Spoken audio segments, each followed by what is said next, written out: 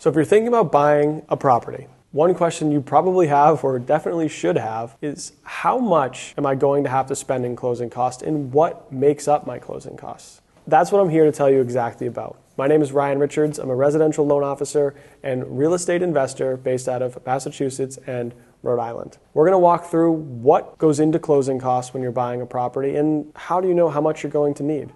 So stay tuned to walk through the details so you can figure out what you can expect.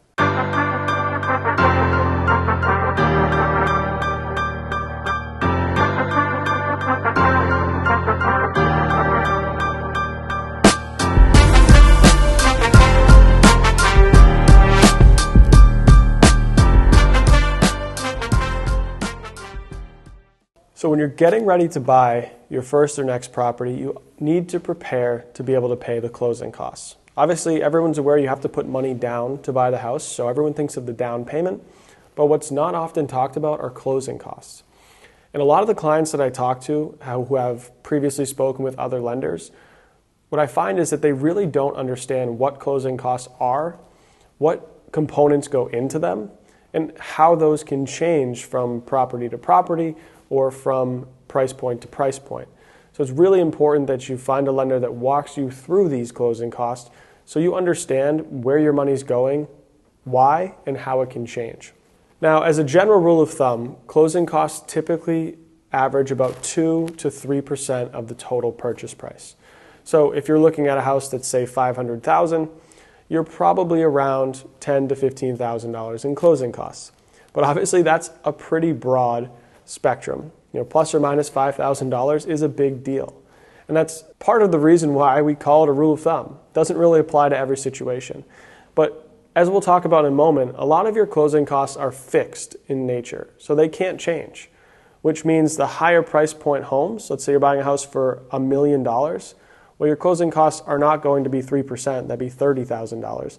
They're probably closer to 2%. Your closing costs are probably around $20,000, maybe even a little bit less, because a lot of those closing costs, again, are fixed in nature. So it's a sliding scale depending on price point and some of the factors that we'll talk about. A few components of the closing costs. Now you're probably wondering, well, who am I giving $10,000 to? Well, let me walk through some of the categories. So there's really two main categories when it comes to your closing costs. You have your loan costs. So that's everything associated with you getting the mortgage. How much is your lender charging to facilitate? Is there an appraisal fee? Are you paying for a credit report? And then you have what we would call your other costs, if you will. That's your prepaid bills and your escrows. What that essentially means is part of the closing process, you're going to have to pay some real estate taxes, you're going to have to pay for an insurance policy on the property, and you're going to have to pay for a real estate attorney. Depending on your state, not every state uses real estate attorneys to conduct the closing, but up here in Massachusetts and Rhode Island, we do. So you'll pay for a real estate attorney to do the title search, pull municipal lien certificates, make sure the property you're buying is coming without anyone else's strings attached.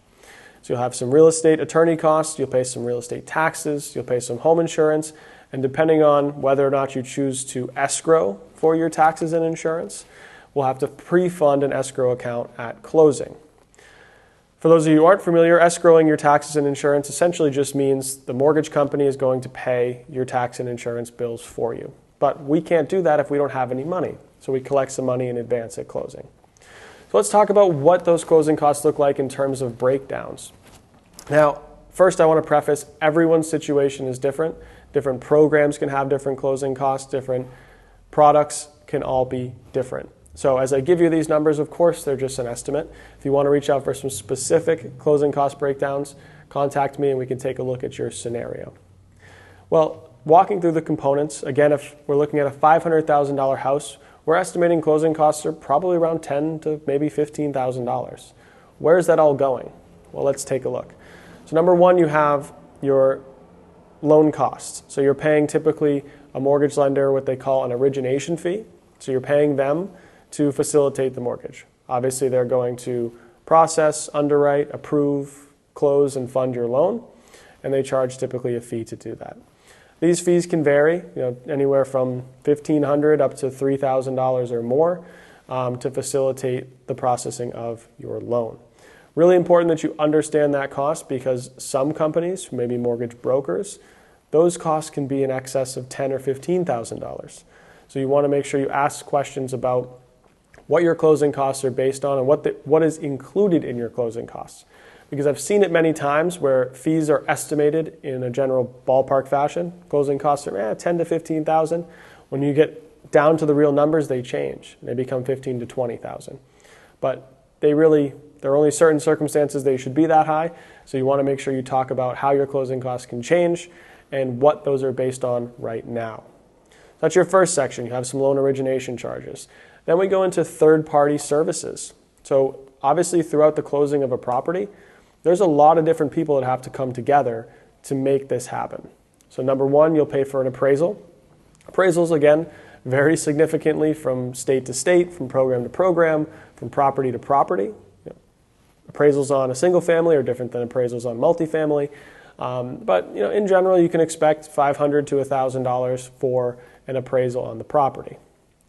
Now, we move into some other third-party services. You might have to pay, for a credit report. You might have to pay for some flood certification, maybe some processing fees.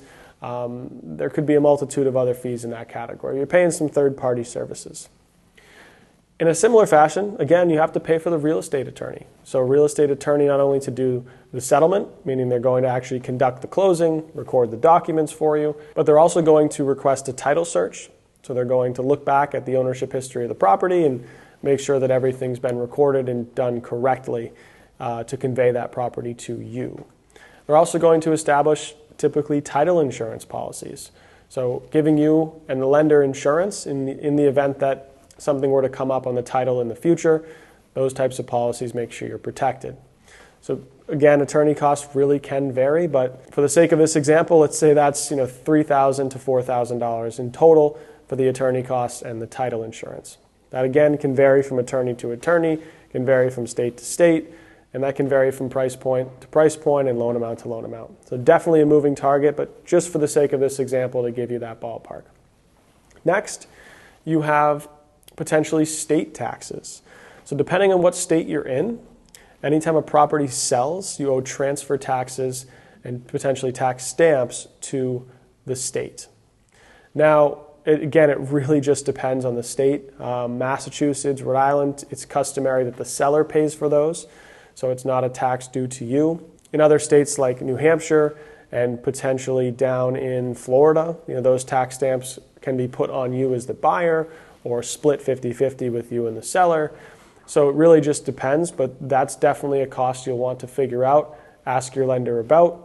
Transfer taxes and tax stamps can get expensive. Moving into the last category, you have what I call your bills section. So it's things you're paying for basically to own the property, but not really necessarily a function of the mortgage. What that really breaks down into is your real estate taxes and your home insurance. So just like when you buy a car, you buy a house, you're going to get an insurance policy. Any bank, credit union, mortgage company, they're all going to require you to pay for that policy in full at closing, at least on residential properties. So you go out, you get your insurance policy, you come back, you tell the lender here's how much it is, and they bill you for that at closing. So that's one cost. I won't really estimate home insurance because, again, it can vary so much depending on the property, the location, the state. It's very difficult to put a pin on, especially nowadays. Additionally, beyond insurance, you'll have your real estate taxes. So part of the closing, you're going to prepay some real estate taxes, and then we're going to fund your escrow account. So you'll fund some additional taxes and some additional insurance into this escrow account so that your lender has money set aside to pay your bills in the future if you decide to escrow. That's the majority of your closing costs. Of course, there are other things that can come up. Let's say you decided to buy your interest rate down. You can pay more at closing for a lower interest rate. That would impact your closing costs. Let's say your property's right on the water in a flood zone. Well, lender would require you get an additional flood insurance policy. So that can change your closing costs.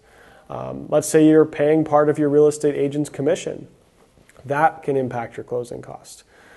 Let's say you're giving a credit to the seller's closing costs, or you're paying some seller-paid items.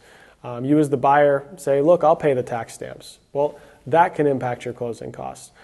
There are many different pieces that can impact the closing costs, but at least hopefully through this discussion, you can understand some of the components that go into those closing costs and what type of explanation you should be getting from your mortgage lender. My clients, when I pre-approve them, we walk through the closing costs from A to Z, just like I did here, but in much more specific detail relative to their situation. So they know exactly how much the closing costs are and exactly how much they can change. Typically, closing costs on the lender side are fixed. So their origination fees should be the same. Their appraisal fees should be the same from start to finish. But things like real estate taxes, home insurance, attorney fees, of course those can change depending on the property, depending on the insurance policies you're able to obtain, depending on the location, and depending on the attorney you choose. Also depending on the state, like we just mentioned, looking at one state versus another can drastically change your closing costs depending on what's customary in terms of who pays what fees. Needless to say, I hope you have a better understanding what to expect for closing costs now, and you have some better questions to ask your mortgage lender. If they haven't walked through this summary like I just did for you today, you want to ask them those questions. How much is your loan origination fee? Can it change? What are you basing the attorney fees on? Can that change? Are you accounting for tax escrow and insurance escrow? Can that change? What other fees do these closing cost estimates include? Are you accounting for transfer taxes? Does the seller pay those or do I pay those?